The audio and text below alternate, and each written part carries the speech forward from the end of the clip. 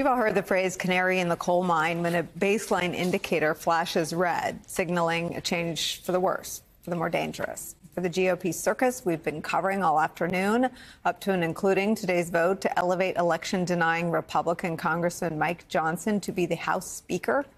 One of those early blaring, flashing lights and sirens was Senator Mitt Romney, the party's 2012 presidential nominee, turned pariah among his Republican peers for not drinking the Kool-Aid fast enough, for refusing to board a Trump airline shuttle bound for Earth 2. Now, as his colleagues drift further and further away from reality, we're getting our deepest and closest, most unvarnished look at Romney's uncensored opinions on the people he once called peers and supporters when he was the party's nominee. That's thanks to our friend McKay Coppins, whose new book, Romney, A Reckoning, lays it all out in great detail.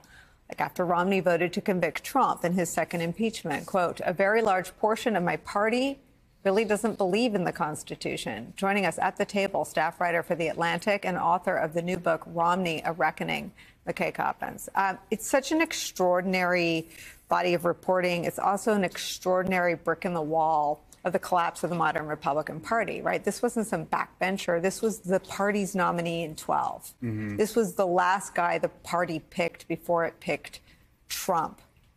It's incredible to think about, right? How the party went from Mitt Romney as their standard bearer to 4 years later nominating Donald Trump. And I think it's emblematic of how quickly the party seemed to change. You know, Mitt Romney looked around one day and thought that the party that stood for promoting democracy and free markets and individual responsibility and character, all of a sudden to see all the leaders of that party rally around a guy who was the embodiment of everything the party was supposed to stand against. Yeah. You know, he looked around and he realized one day, I don't fit here anymore. I don't have a home here. And these people that I used to respect have sold out their principles to back this guy who manifestly doesn't believe in the Constitution, doesn't believe in democratic values. And I think the reason he talked to me for this book and gave me such an unvarnished account of these last few years of his career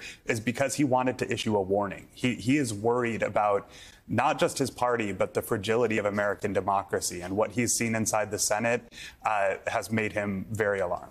I mean, there's some echoes to Mark Salter's last book about his old boss, John McCain, who in some ways does the death, in that case, a death by confession of what he saw and what has collapsed. But what's so amazing about Romney, let me show you what he said, and then let me ask you about this. This is on Sunday shows.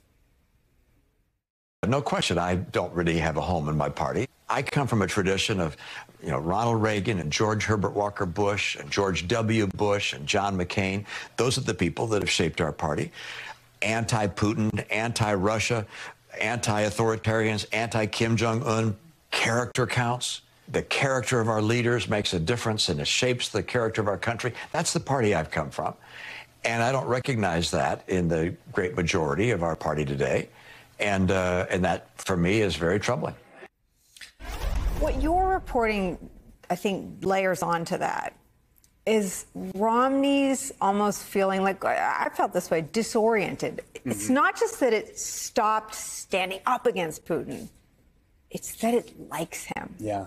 What does Romney think explains not just falling down on what it used to stand for, but actually standing for something else?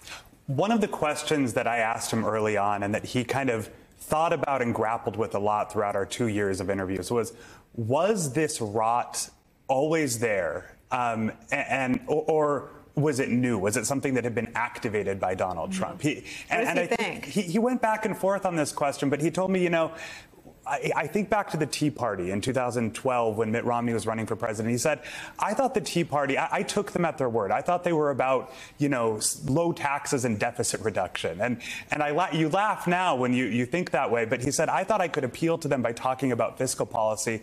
And what it turned out was that they didn't care about fiscal policy. They wanted a strongman. They wanted an authoritarian who would go after the people that they hated.